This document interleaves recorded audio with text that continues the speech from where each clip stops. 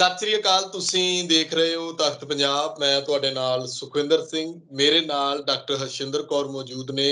ਅੱਗੇ ਵੀ ਅਸੀਂ ਸਮਾਜ ਦੇ ਉਹਨਾਂ ਮੁੱਦਿਆਂ ਉੱਤੇ ਚਰਚਾ ਕਰਦੇ ਹਾਂ ਜਿਹਦੇ ਉੱਤੇ ਲੋਕ ਬਹੁਤਾ ਧਿਆਨ ਨਹੀਂ ਦਿੰਦੇ, ਪਰ ਦੇਣਾ ਚਾਹੀਦਾ, ਕਿਉਂਕਿ ਉਹ ਕਈ ਵਾਰ ਜਿਹੜਾ ਬੇहद ਖਤਰਨਾਕ ਵੀ ਸਾਬਤ ਹੁੰਦੇ ਨੇ।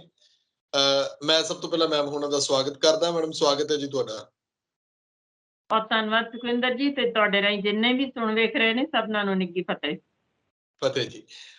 ਮੈਡਮ, ਖਬਰਾਂ ਤੁਹਾਡੇ ਵੀ ਧਿਆਨ ਵਿੱਚ ਹੋਣੀਆਂ ਕਿ ਵੈਸੇ ਤਾਂ ਕੁਝ ਦਿਨ ਪਹਿਲਾਂ ਮੈਂ ਕਿਤੋਂ ਭਾਰਤ ਦੇ ਵਿੱਚ ਕਿਸੇ ਹੋਰ ਸਟੇਟ ਦੀ ਖਬਰ ਪੜ੍ਹ ਰਿਹਾ ਸੀ ਕਿ ਇੱਕ ਮਹਿਲਾ ਟੀਚਰ ਜਿਹੜੀ ਹੈ ਉਹਨੇ ਆਪਣਾ ਲਿੰਗ ਤਬਦੀਲ ਕਰਾ ਲਿਆ। ਇਸ ਤਰ੍ਹਾਂ ਦੀਆਂ ਖਬਰਾਂ ਹੋਰ ਵੀ ਆਪਾਂ ਸੁਣਨ ਨੂੰ ਮਿਲਦੀ ਹੈ ਕਿ ਲਿੰਗ ਬਦਲਾਉਣ ਦਾ ਰੁਝਾਨ ਜਿਹੜਾ ਆ ਉਹ ਪੱਛਮ ਤੋਂ ਆਉਂਦਾ ਹੁੰਦਾ, ਇੱਧਰ ਸਾਡੇ ਇੱਧਰ ਸਮਲਿੰਗੀ ਵਿਆਹ ਜਾਂ ਉਹ ਸਾਰਾ ਕੁਝ ਹੋਣਾ। ਇੱਕ ਥੋੜੇ ਦਿਨ ਖਬਰ ਪਹਿਲਾਂ ਜਿਹੜੀ ਆ ਉਹ ਪੰਜਾਬ ਦੇ ਬਠਿੰਡਾ ਦੀ ਪੜ੍ਹੀ ਸੀ ਕਿ ਮਹਿਲਾ ਕਾਂਸਟੇਬਲ ਜਿਹੜੀ ਹੈ, ਪੁਲਿਸ ਮੁਲਾਜ਼ਮ ਹੈ, ਉਹਨੇ ਆਪਣਾ ਲਿੰਗ ਬਦਲਾਇਆ ਤੇ ਉਸ ਤੋਂ ਬਾਅਦ ਉਹਨੇ ਕਿਸੇ ਆਪਣੀ ਮਹਿਲਾ ਮਿੱਤਰ ਜਿਹੜੀ ਉਹਦੀ ਬਚਪਨ ਦੀ ਸਹੇਲੀ ਸੀ ਉਹਦੇ ਨਾਲ ਵਿਆਹ ਕਰਾਇਆ। ਉਹਨੂੰ ਕਹਿੰਦੇ ਆਪਣੇ ਆਪ 'ਚ ਲੱਛਣ ਮਹਿਸੂਸ ਹੁੰਦੇ ਸੀ ਕਿ ਮੈਂ ਮੁੰਡਾ ਆ। ਮੈਂ ਕੁਝ ਵੀਡੀਓਜ਼ YouTube ਦੇ ਉੱਤੇ ਵੀ ਦੇਖਦਾ ਕਿ ਕਈ ਚੈਨਲ ਇਸ ਤਰ੍ਹਾਂ ਦੀਆਂ ਇੰਟਰਵਿਊਜ਼ ਕਰਦੇ ਨੇ ਕਿ ਕਈ ਲੜਕੀਆਂ ਜਿਹੜੀਆਂ ਉਹ ਮੁੰਡਿਆਂ ਵਾਂਗੂ ਬਣੀਆਂ ਹੋਈਆਂ ਨੇ। ਕੋਈ ਕਹਿੰਦਾ ਜੀ ਹਥਿਆਰ ਰੱਖਦੀ ਹੈ, ਕੋਈ ਕਹਿੰਦਾ ਜੀ ਇਹ ਲੇਡੀ ਡੌਨ ਹੈ, ਕੋਈ ਕੁਝ ਕਹਿੰਦਾ ਉਹਨਾਂ ਨੂੰ। ਕਈ ਲੜਕੀਆਂ ਵੀ ਕਹਿ ਦਿੰਦੀਆਂ ਕਿ ਅਸੀਂ ਸਾਡਾ ਤਾਂ ਜੀ ਸਾਨੂੰ ਤਾਂ ਮਾਪਿਓ ਜਿਹੜੇ ਨੇ ਉਹ ਸਾਨੂੰ ਪੁੱਤ-ਪੁੱਤ ਕਹਿੰਦੇ ਨੇ, ਸਾਡੇ ਸ਼ੌਂਕ ਵੀ ਉਹੋ ਜਿਹੇ ਨੇ, ਸਾਡਾ ਰਹਿਣਾ ਵੀ ਉਹੋ ਜਿਹਾ। ਤੇ ਇਸੇ ਕਰਕੇ ਇਹਦੇ ਵਿੱਚੋਂ ਹੀ ਕਿਤੇ ਨਾ ਕਿਤੇ ਉਹ ਦਿਮਾਗ 'ਚ ਗੱਲ ਉੱਠ ਖੜਦੀ ਹੈ ਕਿ ਕਿਉਂ ਨਾ ਅਸੀਂ, ਜੇ ਕੁੜੀ ਹੈ ਤਾਂ ਮੁੰਡਾ ਬਣ ਜੇ ਮੁੰਡਾ ਹੈ ਤਾਂ ਉਹ ਕੁੜੀ ਬਣ ਜਾਂਦਾ। ਇਹਨੂੰ ਕਿਸ ਤਰ੍ਹਾਂ ਦੇਖਿਆ ਜਾਵੇ ਕਿ ਮੈਡੀਕਲ ਪੱਧਰ ਦੇ ਉੱਤੇ ਇਹਦੇ ਨੁਕਸਾਨ ਕੀ ਨੇ? ਮਤਲਬ ਸਰੀਰ ਦੇ ਉੱਤੇ ਕੀ ਇਫੈਕਟ ਹੈ? ਇੱਕ ਬੰਦਾ ਜਿਹੜਾ ਜੰਮਦਾ ਕੁੜੀ ਜਾਂ ਮੁੰਡਾ ਆ ਤੇ ਬਾਅਦ ਦੇ ਵਿੱਚ ਉਹਦੀ ਲਿੰਗ ਤਬਦੀਲੀ ਹੁੰਦੀ ਹੈ।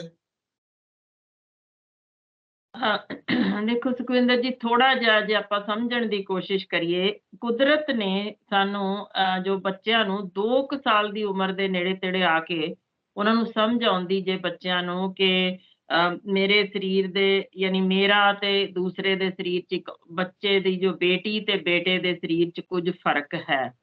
ਤੋ ਉਹ ਅੰਤਰ ਦੀ ਸਮਝ ਲਗਭਗ 2 ਕੁ ਵਰ੍ਹਿਆਂ ਦੀ ਉਮਰ ਤੇ ਆਉਂਦੀ ਜੇ, ਜਿੱਥੇ ਉਹਨੂੰ ਯਾਨੀ ਉਹ ਹੌਲੀ ਹੌਲੀ ਆਪਣੇ ਮਨ ਦੇ ਅੰਦਰ ਜੋ ਉਹਦੇ ਜਿਗਿਆਸਾ ਹੁੰਦੀ ਜੇ ਕਿ ਮੈਂ ਦੂਸਰੇ ਦੇ ਦੇਖਾਂ ਕੀ ਕੱਪੜੇ ਪਾ ਰਹੇ ਨੇ, ਕੀ ਕਰ ਰਹੇ ਨੇ, ਯਾਨੀ ਇਸ ਤਰ੍ਹਾਂ ਦੀ ਖਿੱਚ ਇੱਕ ਦੂਜੇ ਪ੍ਰਤੀ ਉਸ ਸਮੇਂ ਨਾਰਮਲ ਕੁਦਰਤੀ ਹੁੰਦੀ ਜੇ। ਹੁਣ ਉਹਦੇ ਵਿੱਚ ਕੁਝ ਬਹੁਤ ਸਾਰੀਆਂ ਚੀਜ਼ਾਂ ਨੇ ਜਿਹੜੀਆਂ ਬੜੀਆਂ ਸਾਨੂੰ ਜਦੋਂ ਪੜ੍ਹੀਦਾ ਉਦੋਂ ਅਜੀਬ ਜਿਹੀਆਂ ਚੀਜ਼ਾਂ ਪਤਾ ਲੱਗਦੀਆਂ ਨੇ। ਕੁਦਰਤ ਨੇ ਜਿਵੇਂ ਸਾਡਾ ਗੰਡੋਆ ਜਾਂ ਅਰਥਵਰਮ ਹੈ, ਉਹਨੂੰ ਇੱਕੋ ਦੇ ਅੰਦਰ ਹੀ 2 ਸਰੀਰ ਫਿੱਟ ਕੀਤੇ ਹੋਏ ਨੇ ਕਿ ਉਹਦੇ ਵਿੱਚ ਹੀ ਮਰਦ, ਉਹਦੇ ਵਿੱਚ ਹੀ ਔਰਤ। ਬਿਲਕੁਲ ਇੰਝ ਹੀ ਕੁਝ ਕਿਸਮਾਂ ਦੀਆਂ ਮੱਛੀਆਂ ਨੇ ਜਿਨ੍ਹਾਂ ਅੰਦਰ ਕੁਦਰਤੀ ਤੌਰ ਤੇ ਉਹਨਾਂ ਨੂੰ ਇਹ ਦਿੱਤਾ ਹੋਇਆ ਕਿ ਉਹ ਆਪਣਾ ਸੈਕਸ ਤਬਦੀਲ ਕਰ ਸਕਦੀਆਂ ਨੇ। ਹੁਣ ਇਹ ਚੀਜ਼ ਜੋ ਕੁਦਰਤੀ ਨਾਰਮਲ ਕੁਝ ਹਿੱਸਿਆਂ ਵਿੱਚ ਕਈ ਥਾਈਂ ਗਿਣੀ ਜਾਂਦੀ ਹੈ, ਉਹਦੇ ਵਿੱਚ ਮਨੁੱਖਾਂ ਦੇ ਵਿੱਚ ਇਸ ਤਰੀਕੇ ਦੀ ਆਟੋਮੈਟਿਕ ਤਬਦੀਲੀ ਨਹੀਂ ਸੀ ਦੇਖੀ ਗਈ। ਪਰ ਇਹਦਾ ਜ਼ਿਕਰ ਬਹੁਤ ਪੁਰਾਣਾ ਲੱਭਦਾ ਜੇ। ਸਾਨੂੰ 1952 ਬਹੁਤ ਰੌਲਾ ਉਦੋਂ ਦਾ ਜਦੋਂ ਤੱਕ ਹੁਣ ਤੱਕ ਸਾਨੂੰ ਪੜ੍ਹਨ ਨੂੰ ਮਿਲਦਾ ਹੈ, ਜਿਹਦੇ ਵਿੱਚ ਲਿਖਿਆ ਗਿਆ ਕਿ ਉਹ ਪਹਿਲਾ ਬੰਦਾ ਸੀ ਉਦੋਂ ਕ੍ਰਿਸਟੀਨ ਜਿਹਨੇ ਆਪਣਾ ਸੈਕਸ ਤਬਦੀਲ ਕੀਤਾ। ਤੋ ਏਦਾਂ ਦੀਆਂ ਚੀਜ਼ਾਂ ਦੇ ਵਿੱਚ ਹੁਣ ਤੱਕ ਦਾ ਜਿਹੜਾ ਸਭ ਤੋਂ ਯੰਗੈਸਟ ਬੱਚਾ ਜਿਸਨੇ 13 ਵਰ੍ਹਿਆਂ ਤੇ ਹੀ ਜੋ ਜੈਨਿੰਗਸ ਸਨ 2000 ਦੇ ਵਿੱਚ, ਜਿਸਨੇ ਇਸੇ ਤਰ੍ਹਾਂ ਤਬਦੀਲ ਕੀਤਾ ਆਪਣਾ ਸੈਕਸ। ਤੋ ਇਹ ਚੀਜ਼ਾਂ ਦੇ ਵਿੱਚ, ਕਿਉਂਕਿ ਇਹ ਕਾਫੀ ਵੱਡੀ ਪੱਧਰ ਤੇ, ਮਿਸਾਲ ਵਜੋਂ ਮੈਂ ਦੱਸ ਦਿਆਂ, 1.6% ਪਾਪੂਲੇਸ਼ਨ ਪੂਰੀ ਦੇ ਹਿੱਸੇ ਵਿੱਚੋਂ ਅਮਰੀਕਾ ਵਿੱਚ ਇਸ ਵੇਲੇ ਨੇ ਜਿਨ੍ਹਾਂ ਨੇ ਆਪਣਾ ਸੈਕਸ ਤਬਦੀਲ ਕਰ ਲਿਆ ਹੋਇਆ। ਕੋਈ ਛੋਟੀ ਮੋਟੀ ਗਿਣਤੀ ਨਹੀਂ ਹੈ, ਬਹੁਤ ਭਾਰੀ ਗਿਣਤੀ ਜੇ। ਤੇ ਇੰਟਰਸਟਿੰਗ ਚੀਜ਼ ਇਹ ਹੈ ਕਿ ਉਹਨਾਂ ਦੀ ਇੱਕ ਜੈਂਡਰ ਆਈਡੈਂਟੀਟੀ ਡਿਵੈਲਪਮੈਂਟ ਸਰਵਿਸ ਹੈ, ਜਿਸਨੇ ਸਾਰੀਆਂ ਖੋਜਾਂ ਕੀਤੀਆਂ।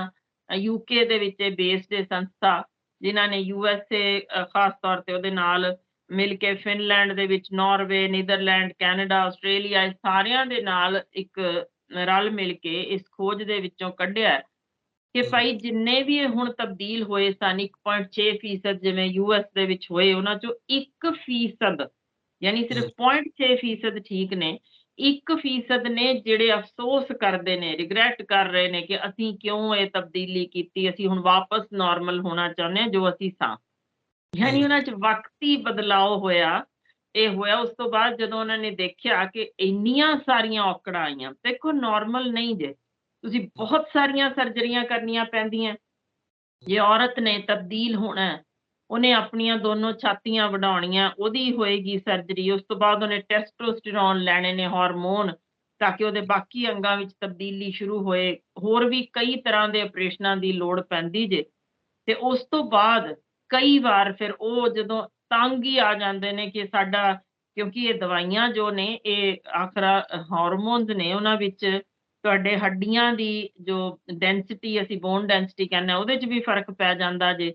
ਤੁਹਾਡੀ ਹੂੰ, ਗਰੋਥ ਉੱਤੇ ਫ਼ਰਕ ਪੈਣਾ, ਹੋਰ ਹਾਰਮੋਨਾਂ ਤੇ ਫ਼ਰਕ ਪੈਣਾ, ਜਿਨ੍ਹਾਂ ਵਿੱਚ ਕਈ ਵਾਰ ਤੁਹਾਡੀ ਕਹਿ ਲਓ ਕਿ ਆਵਾਜ਼ 'ਚ ਸਦੀਵੀ ਤਬਦੀਲੀ, ਜਾਂ ਚਿਹਰੇ ਦੇ ਉੱਤੇ ਵਾਲ ਬੜੇ ਉਲਟ-ਪੁਲਟ ਜਿਹੇ ਆਣੇ ਸ਼ੁਰੂ ਹੋ ਜਾਣੇ, ਹੂੰ, ਅੰਦਰੂਨੀ ਅੰਗਾਂ ਦੇ ਗਰੋਥ ਵਿੱਚ ਕਾਫ਼ੀ ਫ਼ਰਕ ਪੈਣ ਲੱਗ ਜਾਣਾ, ਇਨਫਰਟਿਲਿਟੀ ਯਾਨੀ ਬੱਚਾ ਜੰਮਣ ਯੋਗ ਹੀ ਨਾ ਰਹਿਣਾ, ਜਾਂ ਫਿਰ ਜੋ ਆਮ ਜਿਸ ਕਾਰਨ ਮੈਂ ਦੱਸ ਰਹੀ ਹਾਂ ਕਿ 1% ਰਿਗਰੈਟ ਕਰ ਰਹੇ ਨੇ ਜਾਂ ਅਫਸੋਸ ਮਨਾ ਰਹੇ ਨੇ ਅਸੀਂ ਕਿਉਂ ਤਬਦੀਲੀ ਕੀਤੀ, ਉਹ ਅਹਿਮ ਕਾਰਨ ਸੀ ਕਿ ਇਹ ਹੂੰ, ਤਬਦੀਲੀ ਕੀਤੀ ਜਾਂਦੀ ਹੈ ਕਿਸੇ ਦੇ ਪ੍ਰਤੀ ਖਿੱਚ ਸਦਕਾ, ਕਿ ਮੈਂ ਜੇ ਕੁੜੀ ਹਾਂ ਤਾਂ ਮੈਂ ਮੁੰਡਾ ਬਣਨਾ ਕਿਸੇ ਹੋਰ ਕੁੜੀ ਨਾਲ ਕਰਾਉਣ ਲਈ, ਜਾਂ ਮੈਂ ਕੁੜੀ ਜਾਂ ਮੁੰਡਾ ਹੈ ਕਿ ਮੈਂ ਕੁੜੀ ਤਬਦੀਲ ਹੋਣਾ ਕਿਸੇ ਹੋਰ ਲਈ। ਸੋ ਉਹ ਜਦੋਂ ਹੁੰਦਾ ਜੇ, ਇਹ ਹੂੰ, ਜਿਹੜੇ ਇੰਨੀ ਭਾਰੀ ਗਿਣਤੀ ਅਫਸੋਸ ਦੇ ਵੱਲ ਗਏ ਨੇ, ਉਹ ਕਾਰਨ ਸੀ ਕਿ ਉਹਨਾਂ ਵਿੱਚ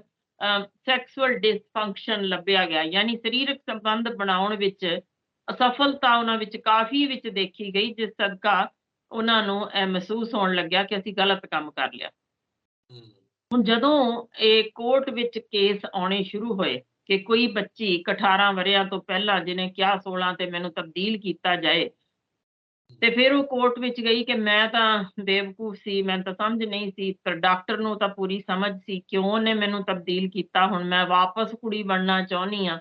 ਤੇ ਇਸ ਹੂੰ, ਤਰ੍ਹਾਂ ਦੇ ਜਦੋਂ ਕੇਸ ਆਣੇ ਸ਼ੁਰੂ ਹੋਏ, ਜਿਸ 'ਚ ਕਿ ਉਹਨਾਂ ਨੇ ਆਪਣਾ ਦਿੱਤਾ ਲਿਖ ਕੇ ਕਿ ਹਾਂਜੀ ਮੈਂ ਤਬਦੀਲ ਕਰਨਾ ਚਾਹੁੰਦੀ ਹਾਂ, ਮੈਨੂੰ ਸਾਰਾ ਸਮਝ ਹੈ। ਪਰ ਹੂੰ, ਹੁਣ ਉਹ ਜਦੋਂ ਕੋਰਟਾਂ ਵਿੱਚ ਕੇਸ ਜਾਣੇ ਸ਼ੁਰੂ ਹੋਏ ਤਾਂ ਫਿਰ ਇਹ ਲਾਗੂ ਕਰ ਦਿੱਤਾ ਗਿਆ ਕਾਨੂੰਨ, 18 ਵਰ੍ਹਿਆਂ ਤੋਂ ਥੱਲੇ ਬਿਲਕੁਲ ਨਹੀਂ ਕੋਈ ਕਰ ਸਕਦਾ। ਹੂੰ, ਤੇ ਜੇ ਕੋਈ ਕਰਨਾ ਚਾਹੁੰਦਾ ਜੇ, ਇਹਦੇ 'ਚ ਡਾਕਟਰ ਪੂਰੀ ਤਰ੍ਹਾਂ ਸਮਝਾ ਦਏਗਾ, ਪਰ ਜੇ ਉਸ ਤੋਂ ਬਾਅਦ ਵੀ ਕੋਈ ਕਰਨਾ ਚਾਹੁੰਦਾ ਜੇ, ਤਾਂ ਫਿਰ ਉਹਦੀ 100% ਜ਼ਿੰਮੇਵਾਰੀ ਆਪਣੀ ਹੋਏਗੀ, ਇਹਦੇ ਵਿੱਚ ਡਾਕਟਰ ਤੇ ਕੇਸ ਨਹੀਂ ਕੀਤਾ ਜਾ ਸਕਦਾ। ਹੂੰ, ਅ, ਇਹਦੇ ਵਿੱਚ ਹੁਣ ਇਸ ਵੇਲੇ ਅੰਦਾਜ਼ਾ ਲਾ ਲਓ, ਜਦੋਂ ਇੱਕ ਵਾਰ ਇਹ ਸਰਜਰੀਆਂ ਸ਼ੁਰੂ ਹੋਈਆਂ ਨੇ ਨਾ, ਅੱਜ ਹੂੰ, ਦੇ ਦਿਨ ਜੋ ਅਮਰੀਕਾ ਆਪਣੇ ਫਿਗਰਸ ਦੇ ਰਿਹਾ ਹੈ ਕਿ ਸਾਡੇ ਵਿੱਚ 4000% ਯਾਨੀ 40 ਗੁਣਾ ਲਗਭਗ, ਉਹ ਕਹਿੰਦੇ ਨੇ ਸਾਡੇ ਵਿੱਚ ਸੰਨ 2006 ਤੋਂ ਲੈ ਕੇ 2021 ਤੱਕ ਜੋ ਵਾਧਾ ਦਿਸ ਰਿਹਾ ਪੂਰਾ, ਤੁਸੀਂ ਅੰਦਾਜ਼ਾ ਲਾ ਲਓ 4000%, 40 ਗੁਣਾ ਉਹਨਾਂ ਨੇ ਕਿਹਾ ਸਾਡੇ 'ਚ ਇਸ ਤਰ੍ਹਾਂ ਦੀ ਤਬਦੀਲੀ ਵਾਲੇ ਕਰਾਉਣ ਵਾਲੇ ਕੇਸ ਜੋ ਡਾਕਟਰਾਂ ਕੋਲ ਪਹੁੰਚ ਰਹੇ ਨੇ, ਉਹਨਾਂ 'ਚ ਇੰਨੀ ਵੱਡੀ ਪੱਧਰ ਤੇ ਹੁਣ ਵਾਧਾ ਦਿਸਣ ਲੱਗ ਪਿਆ। ਤੇ ਹੂੰ, ਇਹਦੇ ਵਿੱਚ ਹੀ ਜਿਹੜੇ ਦੂਸਰੇ ਨੰਬਰ ਤੇ ਮੁਲਕ ਹੋਰ ਜਿਹੜੇ ਸ਼ਾਮਲ ਕੀਤੇ ਗਏ ਨੇ, ਇਹ ਵੀ ਖੋਜ ਦੱਸਦੀ ਜੇ ਕਿ ਫਿਨਲੈਂਡ, ਨਾਰਵੇ, ਨੈਦਰਲੈਂਡਸ, ਕੈਨੇਡਾ ਤੇ ਆਸਟ੍ਰੇਲੀਆ ਦੇ ਅੱਗੋਂ ਵਾਰੀ-ਵਾਰੀ ਨੰਬਰ ਇਸੇ ਤਰ੍ਹਾਂ ਲਿਖੇ ਹੋਏ ਨੇ ਕਿ ਇਹਨਾਂ ਵਿੱਚ ਬਹੁਤ ਭਾਰੀ ਮਾਤਰਾ ਵਿੱਚ ਡਾਕਟਰਾਂ ਕੋਲ ਇਹ ਅਪਰੋਚ ਹੋਣ ਲੱਗ ਗਈ ਏ ਹੂੰ, ਆਪਣਾ ਸੈਕਸ ਤਬਦੀਲ ਕਰਨ ਲਈ। ਤੇ ਇਹਨਾਂ ਵਿੱਚ ਕਿਉਂਕਿ ਸਾਡੇ ਕੋਲ ਮੈਡੀਕਲ ਲਿਟਰੇਚਰ ਜੋ ਸ਼ਾਇਦ ਆਮ ਨਾ ਪਬਲਿਕ ਕੋਲ ਪਹੁੰਚ ਰਿਹਾ ਹੋਵੇ, ਉਹਦੇ ਵਿੱਚ ਇਹਦੇ 'ਚ ਕੁਛ ਜੋ ਸੋਸ਼ਲ ਇੰਪੈਕਟ ਪੈਂਦੇ ਨੇ, ਯਾਨੀ ਜਿਸ ਤਰੀਕੇ ਦਾ ਉਹਨਾਂ ਤੇ ਅਸਰ ਜੋ ਚੁਫੇਰਿਓਂ ਪੈਂਦਾ ਜੇ, ਉਹ ਬਹੁਤ ਮਾਇਨੇ ਰੱਖਦਾ ਜੇ। ਇਹਨਾਂ 'ਚ ਭਾਰੀ ਗਿਣਤੀ ਨੇ ਜਿਹੜੇ ਡਿਪਰੈਸ਼ਨ ਵੱਲ ਚਲੇ ਜਾਂਦੇ ਨੇ, ਸਮਾਜ ਹੂੰ, 'ਚੋਂ ਤਾਨੇ ਮਿਹਣੇ ਜਾਂ ਹੋਰ ਤਰ੍ਹਾਂ ਦੀਆਂ ਜੋ ਵੀ ਸਾਡੀਆਂ ਨਜ਼ਰਾਂ ਹੁੰਦੀਆਂ ਨੇ, ਜਿਵੇਂ ਦੀਆਂ ਅਸੀਂ ਉੱਥੇ ਝਾਕਦੇ ਹਾਂ। ਅ, ਹਾਲਾਂਕਿ ਵਿਕਸਿਤ ਮੁਲਕਾਂ ਵਿੱਚ ਬਹੁਤਾ ਇਸ ਚੀਜ਼ ਦਾ ਫ਼ਰਕ ਨਹੀਂ ਪਾਇਆ ਜਾਂਦਾ, ਪਰ ਕਿਉਂਕਿ ਉਹਨਾਂ ਵਿੱਚ ਫੈਮਿਲੀ ਸਪੋਰਟ ਘੱਟ ਹੁੰਦੀ ਜੇ, ਯਾਨੀ ਜੇ ਹੂੰ, ਇੱਕ ਚੀਜ਼ ਦਾ ਫਾਇਦਾ ਹੈ, ਦੂਜਾ ਨੁਕਸਾਨ ਵੀ ਹੈ। ਆਪਣੇ ਜਿਵੇਂ ਜਿਸ ਤਰ੍ਹਾਂ ਦੀ ਸੁਸਾਇਟੀ ਹੈ, ਉਸ 'ਚ ਫੈਮਿਲੀ ਸਪੋਰਟ ਬਹੁਤ ਮਾਇਨੇ ਰੱਖਦੀ ਹੈ। ਪਰ ਵਿਕਸਿਤ ਮੁਲਕਾਂ 'ਚ ਜਿਵੇਂ 18 ਵਰ੍ਹਿਆਂ ਤੇ ਧੱਕ ਕੇ ਬਾਹਰ ਕਰ ਦਿੰਦੇ ਨੇ, ਸੋ ਜੀ, ਉੱਥੇ ਉਹ ਮਾਨਸਿਕ ਪੱਖੋਂ ਨਾ ਕੋਈ ਏਦਾਂ ਦਾ ਕੋਈ ਸਹਾਰਾ ਹੋਣ ਸਦਕਾ ਇਹ ਬੱਚਿਆਂ 'ਚ ਡਿਪਰੈਸ਼ਨ ਜੋ ਕਿ ਹੁੰਦੇ ਨੇ, ਕਾਫ਼ੀ ਦੇਖੀ ਗਈ ਹੈ।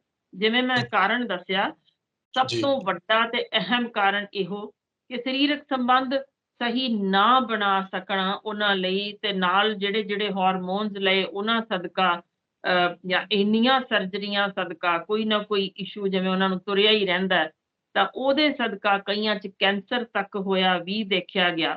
ਸੋ ਇਹ ਚੀਜ਼ਾਂ ਨੇ ਜਿਹੜੀਆਂ ਹੌਲੀ-ਹੌਲੀ ਉਹਨਾਂ ਨੂੰ ਖਿਝ ਆਉਣੀ, ਅੰਦਰ ਮਾਨਸਿਕ ਤਣਾਅ ਰਹਿਣਾ, ਫਿਰ ਆਪਸੀ ਰਿਸ਼ਤੇ ਵਿਗੜਨੇ, ਇਹੋ ਜਿਹਾ ਬਹੁਤ ਕੁਛ। ਤੇ ਫਿਰ ਉਹਨਾਂ ਦੇ ਵਿੱਚ ਸੀਵੀਅਰ ਡਿਪਰੈਸ਼ਨ ਜਾਣਾ, ਕਈ ਸੁਸਾਈਡਲ ਟੈਂਡੈਂਸੀਜ਼ ਹੋ ਜਾਣੀਆਂ, ਕਾਫੀ ਕੁਛ ਦੇਖਣ 'ਚ ਗਿਆ। ਫਿਰ ਇਹਨਾਂ ਵਿੱਚ ਕਈਆਂ ਨੂੰ ਪਿਸ਼ਾਬ ਦੀ ਤਕਲੀਫ਼ ਹੋਣ ਲੱਗ ਜਾਣੀ ਇੰਨੇ ਆਪਰੇਸ਼ਨਾਂ ਤੋਂ ਬਾਅਦ। ਹੂੰ। ਸੋ ਇਹੋ ਜਿਹੀਆਂ ਕਈਆਂ ਨੂੰ ਇਨਫੈਕਸ਼ਨਜ਼ ਹੋ ਜਾਣੀਆਂ, ਸੋ ਵਾਰ-ਵਾਰ ਹਸਪਤਾਲਾਂ ਦੇ ਗੇੜੇ, ਉੱਥੇ ਦਾਖਲ ਰਹਿਣਾ। ਤੁਸੀਂ ਸਮਝ ਸਕਦੇ ਹੋ ਕਿਸ ਤਰ੍ਹਾਂ ਦਾ ਮਾਹੌਲ ਹੁੰਦਾ ਜੇ। ਤਾਂ ਹੀ ਜੀ। ਤੁਸੀਂ ਭਾਰੀ ਗਿਣਤੀ ਜੋ ਬਹੁਤ ਵੱਡੀ ਗਿਣਤੀ ਜੇ ਕਿ 1.6 ਚੋਂ 1% ਇਹ ਕਹਿਣ ਕਿ ਅਸੀਂ ਵਾਪਸ ਤਬਦੀਲੀ ਕਰਨੀ ਹੈ, ਜੋ ਕਿ ਉਦੋਂ ਸੰਭਵ ਹੀ ਨਹੀਂ ਹੁੰਦੀ।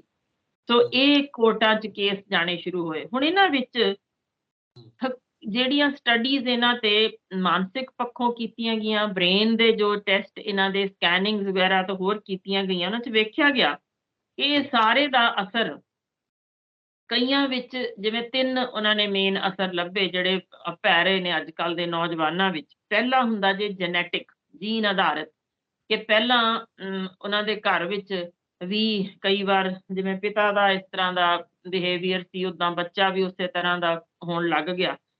ਜਾਂ ਹੁੰਦਾ ਜੇ ਕਿ ਸੋਸ਼ਲ ਇੰਪੈਕਟ, ਤੁਸੀਂ ਵੇਖਦੇ ਹੋ ਕਿ ਤੁਹਾਡੇ ਘਰਾਂ ਵਿੱਚ ਛੋਟੇ ਹੁੰਦਿਆਂ ਬੱਚੀ ਮੁੰਡਿਆਂ ਵਾਲੇ ਕੱਪੜੇ ਪਾ ਕੇ ਫਿਰਨੇ, ਜਾਂ ਮੁੰਡੇ ਨੇ ਕੁੜੀਆਂ ਵਾਲੇ ਕੱਪੜੇ ਪਾ ਕੇ ਫਿਰਨੇ, ਤੇ ਉਹ ਹਾਸੇ ਮਜ਼ਾਕ 'ਚ ਹੀ ਚੱਲ ਕੋਈ ਨਾ ਚੱਲੀ ਜਾਣ ਦੇ, ਹਾਂਜੀ ਮੇਰਾ ਪੁੱਤ ਬਣ ਰਿਹਾ, ਚੱਲ ਇਹਦਾ ਚਾਅ ਹੈ ਜੀ ਮੁੰਡੇ ਦਾ ਕੁੜੀ ਨਾਲ ਵਰਗੇ ਪਾ ਲਏ, ਕੋਈ ਨਾ।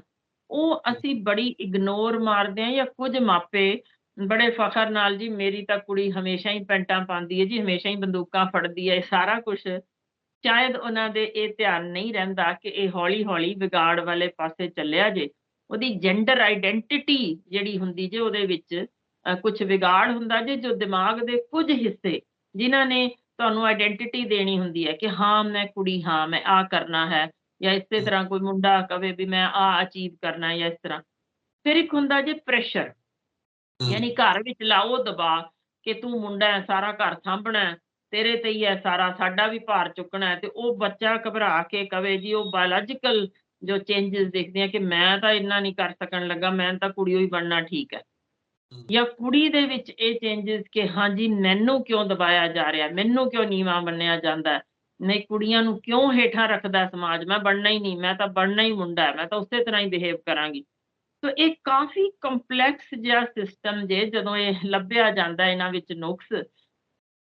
ਪਹਿਲਾਂ ਕਿਹਾ ਜਾਂਦਾ ਸੀ ਜਦੋਂ ਸ਼ੁਰੂ ਦੇ ਸਮੇਂ ਵਿੱਚ ਇਹ ਖੋਜਾਂ ਹੋਈਆਂ, ਉਦੋਂ ਇਹ ਸਿਰਫ ਤੇ ਸਿਰਫ ਇੱਕੋ ਹੀ ਨੁਕਸ ਕਹਿੰਦੇ ਸਨ ਕਿ ਇਹ ਜੀਨ ਆਧਾਰਿਤ ਹੀ ਹੈ ਤੇ ਦਿਮਾਗੀ ਹੀ ਨੁਕਸ ਹੈ, ਇਹਨੂੰ ਠੀਕ ਕੀਤਾ ਹੀ ਨਹੀਂ ਜਾ ਸਕਦਾ, ਇਹਨੂੰ ਸਾਈਕੈਟ੍ਰਿਕ ਇਲਨੈਸ ਹੈ, ਇਹਨੂੰ ਉਸ ਤਰ੍ਹਾਂ ਮਨੋਵਿਗਿਆਨਿਕ ਡਾਕਟਰਾਂ ਨੂੰ ਦਿਖਾਓ, ਮਨੋਰੋਗ ਹੈ, ਇਸ ਤਰ੍ਹਾਂ ਮੰਨਿਆ ਗਿਆ। ਪਰ ਹੂੰ, ਹੁਣ ਬਿਲਕੁਲ ਉਸ ਤੋਂ ਗੱਲ ਤੋਂ ਉਲਟ ਹੋ ਕੇ, ਜਿਵੇਂ ਮੈਂ ਦੱਸਿਆ ਕਿ ਜੈਂਡਰ ਆਈਡੈਂਟਿਟੀ ਡਿਵੈਲਪਮੈਂਟ ਦੇ ਵਿੱਚ ਜਿਹੜੀ ਤਬਦੀਲੀ ਆਉਂਦੀ ਜੀ, ਉਹਦੇ ਵਿੱਚ ਬਹੁਤ ਸਮਾਜਿਕ ਰੋਲ ਬਹੁਤ ਅਹਿਮ ਜੇ, ਕਿਸ ਤਰੀਕੇ ਦਾ ਅਸੀਂ ਪ੍ਰੋਜੈਕਟ ਕਰਦੇ ਹਾਂ ਮੁੰਡੇ ਜਾਂ ਕੁੜੀ ਨੂੰ। ਤੇ ਫਿਰ ਉਹਦੇ ਨਾਲੋਂ ਨਾਲ ਜੋ ਐਨਵਾਇਰਨਮੈਂਟ ਦੇ ਵਿੱਚ ਅਸੀਂ ਤਬਦੀਲੀਆਂ ਨਾਲ ਉਹਨਾਂ ਦੇ ਮਤਲਬ ਮੁੰਡੇ ਨੂੰ ਕਹਿਣਾ ਤੂੰ ਤਾਂ ਆਰਾਮ ਨਾਲ ਬੈਠਾ ਰਹਿ, ਕੁੜੀ ਨੂੰ ਕਹਿਣਾ ਤੂੰ ਸਾਰਾ ਕੰਮ ਕਰ। ਇਹ ਹੂੰ, ਤਬਦੀਲੀਆਂ ਨੇ ਹੌਲੀ-ਹੌਲੀ ਜਿਹੜੀਆਂ ਨੌਜਵਾਨਾਂ ਦੇ ਵਿੱਚ ਇੱਕ ਬਗਾਵਤੀ ਸੁਰ ਨਾਲ ਖੜੀਆਂ ਹੁੰਦੀਆਂ ਨੇ। ਪਰ ਉਹ ਵਕਤੀ ਜੋ ਇਸ ਵੇਲੇ ਇੱਕ ਬਗਾਵਤੀ ਸੁਰ ਖੜੀ ਹੁੰਦੀ ਜੇ ਨਾ, ਉਸ ਸਮੇਂ ਨੌਜਵਾਨ ਹੈ ਨਾ, ਇਹ ਨੌਜਵਾਨਾਂ ਦੇ ਖੂਨ ਦੇ ਵਿੱਚ ਜਿਹੜੀ ਗਰਮੀ ਹੈ, ਉਹਨਾਂ ਨੂੰ ਸੋਚਣ ਸਮਝਣ ਯੋਗ ਨਹੀਂ ਰਹਿਣ ਦਿੰਦੀ ਕਿ ਮੈਂ ਇਹ ਜੋ ਜਲਦੀ 'ਚ ਇਹ ਫੈਸਲਾ ਲੈ ਰਿਹਾ, ਇਹਦੇ ਨਾਲ ਬਾਅਦ ਵਿੱਚ ਕੀ ਕੁਛ ਮੈਨੂੰ ਹੋ ਸਕਦਾ ਹੈ ਜਾਂ ਕਿੰਨਾ ਕੁਛ ਮੈਨੂੰ ਭੁਗਤਣਾ ਪੈ ਸਕਦਾ ਹੈ, ਤੇ ਫਿਰ ਇਹਦੀ ਸ਼ਾਇਦ ਵਾਪਸੀ ਕਦੇ ਵੀ ਨਹੀਂ ਹੋ ਸਕਣੀ। ਸੋ ਉਹ ਚੀਜ਼ਾਂ ਨੇ ਜਿਹੜੀਆਂ ਇਸ ਵੇਲੇ ਇਹਨਾਂ ਨੇ ਕਿਹਾ ਵਰਲਡ ਵਾਈਡ ਕਿ ਤੁਸੀਂ ਸਹੀ, ਇਹ ਜਿਹੜੇ ਬੱਚੇ ਤਬਦੀਲ ਹੋਣਾ ਚਾਹੁੰਦੇ ਨੇ 6 ਮਹੀਨੇ ਦਾ ਉਹਨਾਂ ਨੂੰ ਸਮਾਂ ਲਵਾਓ। ਹੂੰ, ਹਰ ਗੱਲ, ਹਰ ਸਵਾਲ ਉਹਨਾਂ ਦਾ ਉਹਨਾਂ ਦੇ ਜਵਾਬ ਦਿਓ, ਉਹਨਾਂ ਨੂੰ ਸਮਝਾਓ ਜਿੰਨਾ ਵੀ ਕੀਤਾ ਜਾ ਸਕਦਾ ਹੈ ਪੂਰਾ।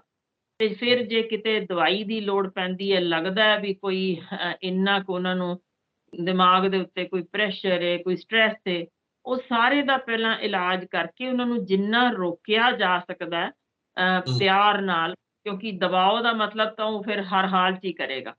ਸੋ ਜਿੰਨਾ ਹੂੰ, ਕੁ ਉਹਨੂੰ 6 ਮਹੀਨੇ ਦਾ ਸਮਾਂ ਦੇਣ ਬਾਅਦ ਵੀ ਜੇ ਬੰਦਾ ਅਡਿੱਗ ਰਵੇ ਕਿ ਨਹੀਂ ਜੀ ਮੈਂ ਤਾਂ ਹਰ ਹਾਲ 'ਚ ਹੀ ਤਬਦੀਲ ਹੋਣਾ ਹੈ, ਹੂੰ, ਫਿਰ ਉਹਦੇ ਆਪਣੇ ਸਿਗਨੇਚਰ ਹੇਠ 18 ਸਾਲ ਦੀ ਉਮਰ ਤੋਂ ਪੂਰੇ ਹੋਣ ਤੋਂ ਬਾਅਦ ਫਿਰ ਇਹ ਚੀਜ਼ ਤਬਦੀਲ ਕਰਨ ਲਈ ਇੱਕ ਉਹਨਾਂ ਨੂੰ ਕਿਹਾ ਜਾਂਦਾ ਕਿ ਠੀਕ ਹੈ, ਜੇ ਤੁਸੀਂ ਆਪ ਹੁਣ ਚੈੱਕ ਕਰ ਚੁੱਕੇ ਹੋ, ਸਾਰੀਆਂ ਤੁਹਾਨੂੰ ਦੱਸੀਆਂ ਜਾ ਚੁੱਕੀਆਂ ਨੁਕਸਾਨ, ਇੰਨੇ ਹੂੰ, ਬੰਦਿਆਂ ਨੇ ਜਿਨ੍ਹਾਂ ਨੇ ਬਦਲੇ ਸੀ ਉਹ ਵਾਪਸੀ ਲਈ ਆ ਰਹੇ ਨੇ, ਉਹ ਗਰੁੱਪ ਡਿਸਕਸ਼ਨਸ ਹੁੰਦੀਆਂ ਨੇ, ਉਹਨਾਂ ਨੂੰ ਸਮਝਾਇਆ ਜਾਂਦਾ ਦੇਖੋ ਆਹ ਸੀ ਇਹਨੇ ਹੁਣ ਇਹ ਦੁਖੀ ਹੋ ਕੇ ਵਾਪਸ ਜਾਣਾ ਚਾਹ ਰਿਹਾ ਹੈ, ਉਹਨਾਂ ਨਾਲ ਮੀਟਿੰਗਸ ਕਰਾਓ। ਸੋ ਇਹ ਸਰਕਲ ਜਿਹੜਾ ਸਾਰਾ ਕੁਝ ਚਲਾਇਆ ਜਾ ਰਿਹਾ। ਹੂੰ।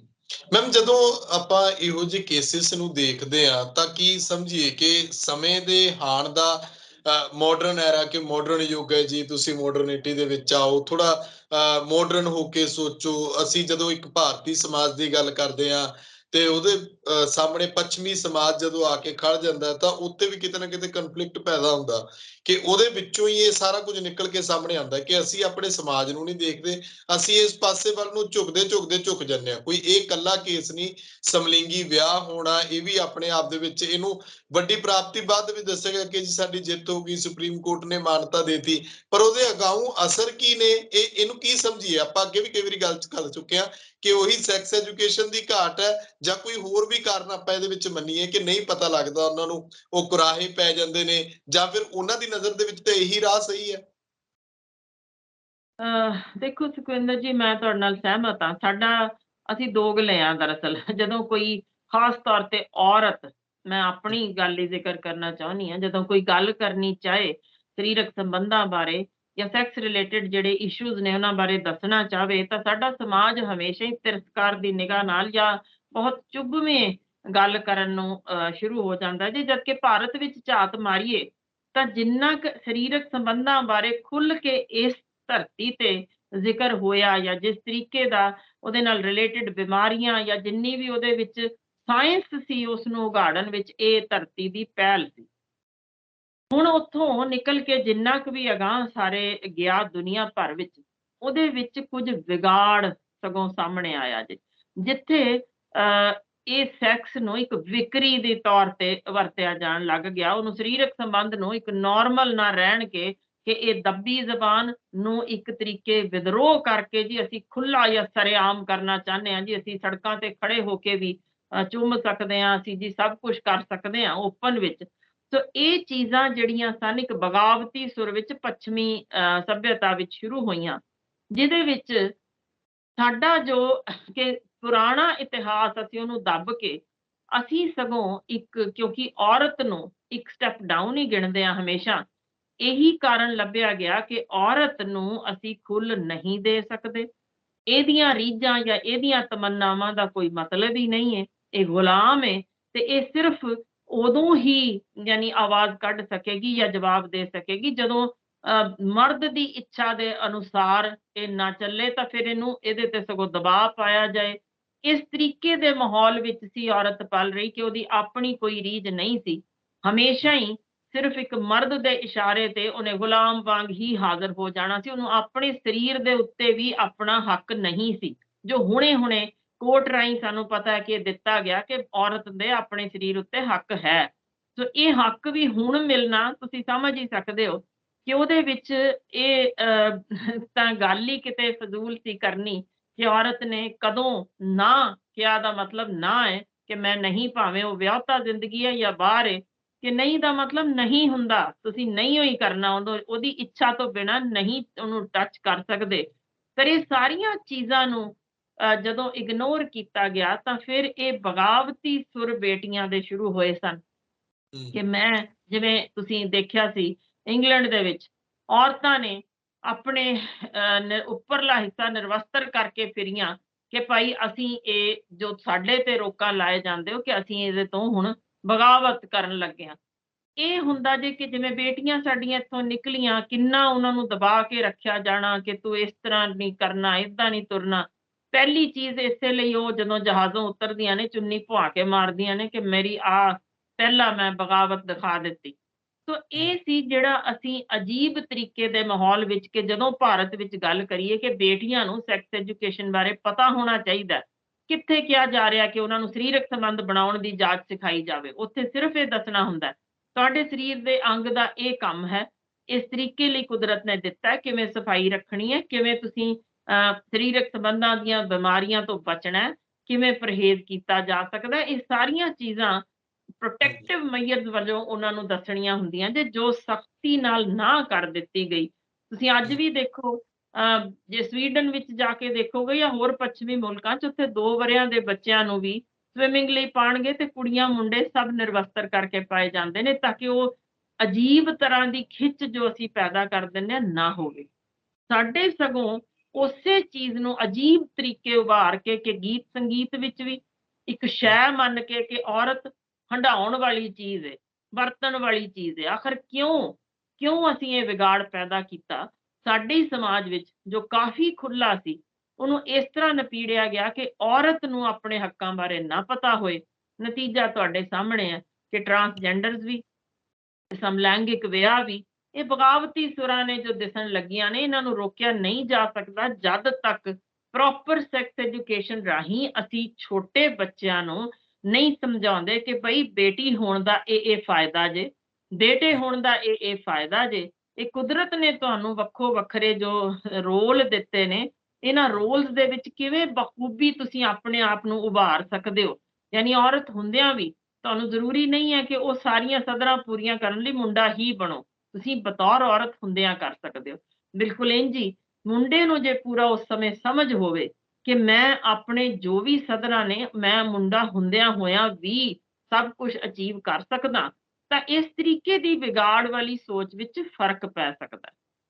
ਜੀ ਮੈਡਮ, ਮੇਰਾ ਆਖਰੀ ਸਵਾਲ ਕਿ ਜੇ ਲਿੰਗ ਤਬਦੀਲੀ ਨੂੰ ਲੈ ਕੇ ਕੋਈ ਹੋਰ ਗੱਲ ਜਿਹੜੀ ਦਰਸ਼ਕਾਂ ਤੱਕ ਪਹੁੰਚਣੀ ਚਾਹੀਦੀ ਹੈ, ਤੁਸੀਂ ਕਰਨਾ ਚਾਹੋ ਤੇ ਉਸ ਤੋਂ ਬਾਅਦ ਆਪਾਂ ਵਾਈਂਡ ਅਪ ਕਰਦੇ ਹਾਂ। ਜੀ ਬਿਲਕੁਲ, ਮੈਂ ਪਹਿਲਾਂ ਵੀ ਜ਼ਿਕਰ ਕੀਤਾ ਕਿ ਹੱਡੀਆਂ ਦਾ ਖੁਰਨਾ ਜਾਂ ਕੈਂਸਰ ਦਾ ਸ਼ੁਰੂ ਹੋਣਾ, ਕਿਉਂਕਿ ਇੱਕ ਔਰਤ ਨੂੰ ਆਫਟਰ ਆਲ ਤੁਸੀਂ ਮੇਲ ਸੈਕਸ ਹਾਰਮੋਨ ਦੇ ਰਹੇ ਹੋ, ਤੇ ਫਿਰ ਇਹਨਾਂ ਵਿੱਚ ਭਾਰੀ ਗਿਣਤੀ ਉਹ ਜਿਹੜੇ ਅੱਗੋਂ ਬੱਚਾ ਨਹੀਂ ਜੰਮ ਸਕਦੇ, ਜਿਨ੍ਹਾਂ ਨੂੰ ਜਾਂ ਤਾਂ ਗੋਦ ਲੈਣਾ ਪੈਂਦਾ ਜੇ, ਜਾਂ ਫਿਰ ਜਿਵੇਂ ਮੈਂ ਦੱਸਿਆ ਸਰੀਰਕ ਸੰਬੰਧਾਂ ਵਿੱਚ ਜੋ ਇਹਨਾਂ ਦੀ ਅਜੀਬ ਤਰ੍ਹਾਂ ਦੀ ਜਿਹੜੀ ਦਿੱਕਤ ਆਉਣ ਲੱਗ ਜਾਂਦੀ ਜੇ। ਇਹ ਸਾਰੀਆਂ ਚੀਜ਼ਾਂ ਵੇਖਦਿਆਂ ਹੋਇਆਂ, ਜੇ ਕਿਉਂਕਿ ਗੱਲ ਦੇਖੋ ਸੁਖਵਿੰਦਰ ਜੀ, ਅਸੀਂ ਹਮੇਸ਼ਾ ਹੀ ਜਦੋਂ ਤੁਸੀਂ ਮੈਂ ਇਹੋ ਜਿਹੇ ਸਬਜੈਕਟ ਕਹਿੰਦੇ ਹੋ, ਬਹੁਤ ਘੱਟ ਲੋਕ ਨੇ ਇਹੋ ਜਿਹੇ ਸਬਜੈਕਟ ਤੇ ਇੰਨੀ ਖੁੱਲ ਕੇ ਗੱਲ ਕਰਨ ਵਾਲੇ। ਮੈਂ ਤਾਂ ਹਰ ਵਾਰ ਇਹੋ ਕਹਿੰਦੀ ਹਾਂ, ਸਲਾਮ ਹੈ ਤੁਹਾਨੂੰ ਕਿ ਤੁਸੀਂ ਇੰਨੇ ਬੋਲਡ ਸਬਜੈਕਟਸ ਲੈ ਕੇ ਆ ਜਾਂਦੇ ਹੋ। ਇਹਦੇ ਵਿੱਚ ਇੱਕ ਸੁਨੇਹਾ ਜ਼ਰੂਰ ਸਮਾਜ ਨੂੰ ਮਿਲਣਾ ਦੇਣਾ ਚਾਹੁੰਦੀ ਹਾਂ ਮੈਂ, ਜੇ ਤੁਸੀਂ ਇਜਾਜ਼ਤ ਦਿਓ, ਕਿ ਜੀ ਅਸੀਂ ਜੀ ਕਦੇ ਵੀ ਮਨੁੱਖੀ ਸੁਭਾਅ ਹੀ ਇਹੋ ਜਿਹਾ ਹੈ ਕਿ ਅਸੀਂ ਕਦੇ ਵੀ ਕਿਸੇ ਚੀਜ਼ ਤੇ ਬਸ ਨਹੀਂ ਕਰਦੇ। ਯਾਨੀ ਕੁਝ ਵੀ ਹੋ ਜਾਏ, ਹੋਰ ਤੱਕ ਹੀ ਅਸੀਂ ਸੀਮਤ ਯਾਨੀ ਆਪਣੇ ਨੂੰ ਰੋਕ ਨਹੀਂ ਸਕਦੇ, ਹੋਰ ਹੀ ਮੰਗਦੇ ਰਹਿੰਦੇ ਹਾਂ। ਇਸੇ ਲਈ ਜੋ ਵੀ ਕੁਝ ਸਾਡੇ ਕੋਲ ਹੈ, ਉਹਨੂੰ ਮਾਨਣ ਵਿੱਚ ਅਸੀਂ ਕਿਤੇ ਨਾ ਕਿਤੇ ਭੁੱਲ ਕੇ ਹੋਰ ਦੇ ਚੱਕਰ 'ਚ ਕਿ ਜੋ ਮੇਰੇ ਕੋਲ ਹੈ, ਨਹੀਂ ਇਸ ਤੋਂ ਮੈਂ ਕੁਝ ਤਬਦੀਲ ਹੋਣਾ। ਜੇ ਮੇਰੇ ਬਿਲਕੁਲ ਕੋਲ ਅੱਜ ਜੋ ਹੈ ਪਹਿਲਾਂ ਨਹੀਂ ਸੀ, ਕਦੇ ਅਸੀਂ ਉਹ ਸੋਚਿਆ? ਸੋ ਜਿਸ ਦਿਨ ਸਾਨੂੰ ਸਮਝ ਆਏਗੀ ਨਾ ਕਿ ਅਸੀਂ ਜੋ ਕੁਝ ਹੈ ਉਹਦੇ 'ਚ ਸੰਤੁਸ਼ਟੀ ਪਾਲ ਸਕੀਏ, ਇਹ ਸਾਡੇ ਕੋਲ ਹੈ ਨਹੀਂ, ਮੰਨਫੀ ਹੈ ਅੱਜ ਦੇ ਸਮਾਜ ਵਿੱਚ। ਅਸੀਂ ਸਿਰਫ ਹੋਰ ਦੀ ਲਾਲਸਾ, ਇੱਥੋਂ ਤੱਕ ਕਿ ਨਾਲ ਦੇ ਘਰ ਵਿੱਚ ਬੂਟਾ ਵੀ ਕੋਈ ਵੱਡਾ ਉੱਗ ਗਿਆ, ਉਹਦੇ ਤੇ ਵੀ ਸਾਨੂੰ ਪੀੜ ਹੋ ਜਾਂਦੀ ਹੈ। ਸੋ ਜਿਸ ਦਿਨ ਸਾਨੂੰ ਸੰਤੁਸ਼ਟੀ ਕਰਨੀ ਆ ਗਈ ਨਾ, ਇਹ ਸਾਰੀਆਂ ਸਮੱਸਿਆਵਾਂ 15 ਮਿੰਟ 'ਚ ਖਤਮ ਹੋ ਸਕਦੀਆਂ ਨੇ। ਜੀ, ਸ਼ੁਕਰੀਆ, ਬਹੁਤ ਧੰਨਵਾਦ ਤੁਹਾਡਾ ਡਾਕਟਰ ਸਾਹਿਬ, ਧੰਨਵਾਦ। ਸੋ ਮੇਰੇ ਨਾਲ ਮੌਜੂਦ ਸਨ ਡਾਕਟਰ ਹਰਸ਼ਿੰਦਰ ਕੌਰ ਮੈਡਮ। ਉਹਨਾਂ ਦਾ ਵੀ ਸਹਿਯੋਗ ਹੈ, ਮੈਂ ਕਹਾਂਗਾ ਕਿ ਇਹਨਾਂ ਮਸਲਿਆਂ ਦੇ ਉੱਤੇ ਇਹ ਵੀ ਗੱਲ ਕਰਦੇ ਨੇ, ਤੇ ਸਾਡੀ ਵੀ ਕੋਸ਼ਿਸ਼ ਹੁੰਦੀ ਹੈ ਕਿ ਜਿਹੜੇ ਸਮਾਜ ਦੇ ਅੰਦਰ ਜੁੜੀਆਂ ਇਹੋ ਜਿਹੀਆਂ ਗੱਲਾਂ ਨੇ ਜਿਹਦੇ ਤੋਂ ਕੋਈ ਗੱਲ ਕਰਕੇ ਰਾਜ਼ੀ ਨਹੀਂ, ਉਹ ਇੱਕ ਸ਼ਰਮ ਮਹਿਸੂਸ ਕਰਦੇ ਨੇ, ਪਰ ਸੁਣਨਾ ਜਿਹੜਾ ਉਹ ਲਾਜ਼ਮੀ ਹੈ। ਜੇ ਸੁਣੋਗੇ ਤਾਂ ਹੀ ਤੁਸੀਂ ਸਮਝੋਗੇ। ਉਹ ਵੀ ਇੱਕ ਤਜਰਬੇਕਾਰ ਜਦੋਂ ਡਾਕਟਰ ਸਾਹਿਬ ਹੁਣੀ ਸਾਹਮਣੇ ਬੈਠੇ ਹੋਣ ਤੇ ਉਹਨਾਂ ਦੀ ਗੱਲ ਜਿਹੜੀ ਹੈ ਉਹ ਤੁਹਾਡੇ ਦਿਮਾਗ ਦੇ ਵਿੱਚ ਉਸ ਤਰੀਕੇ ਨਾਲ ਤੁਸੀਂ ਸੋਚਣ ਲਈ ਮਜਬੂਰ ਹੋ ਜਾਂਦੇ ਹੋ ਕਿ ਆਖਿਰਕਾਰ ਸਾਡੇ ਆਲੇ ਦੁਆਲੇ ਜਾਂ ਸਮਲਿੰਗੀ ਦੇ ਮਸਲੇ, ਲਿੰਗ ਤਬਦੀਲੀ ਨੂੰ ਲੈ ਕੇ, ਜਾਂ ਹੋਰ ਵੀ ਅਸੀਂ ਬੜੇ ਇਹੋ ਜਿਹੇ ਟੌਪਿਕਸ ਦੇ ਉੱਤੇ ਗੱਲਬਾਤ ਕਰਦੇ ਹਾਂ, ਕੀ ਵਾਪਰ ਰਿਹਾ, ਥੋੜਾ ਸੁਚੇਤ ਹੋਣ ਦੀ ਜ਼ਰੂਰਤ ਹੈ। ਐਜੂਕੇਸ਼ਨ ਜਿਹੜੀ ਸੈਕਸ ਐਜੂਕੇਸ਼ਨ ਉਹ ਬੇहद ਜ਼ਰੂਰੀ ਹੈ। ਆਪਣੇ ਬੱਚਿਆਂ ਨੂੰ ਇਹਦੇ ਬਾਰੇ ਸਮਝਾਓਗੇ ਤਾਂ ਤੁਹਾਨੂੰ ਇਹੋ ਜਿਹੀਆਂ ਜਿਹੜੀਆਂ ਅਲਾਮਤਾਂ ਦਾ ਸਾਹਮਣਾ ਨਹੀਂ ਕਰਨਾ ਪਏਗਾ। ਆਪਣੇ ਵਿਚਾਰ ਕਮੈਂਟ ਜ਼ਰੂਰ ਕਰਿਓ। ਤਖਤ ਪੰਜਾਬ ਨੂੰ ਸਬਸਕ੍ਰਾਈਬ ਕਰੋ, ਫੇਸਬੁੱਕ ਤੇ ਫੋਲੋ ਕਰੋ। ਮੈਨੂੰ ਇਜਾਜ਼ਤ ਦਿਓ, ਧੰਨਵਾਦ।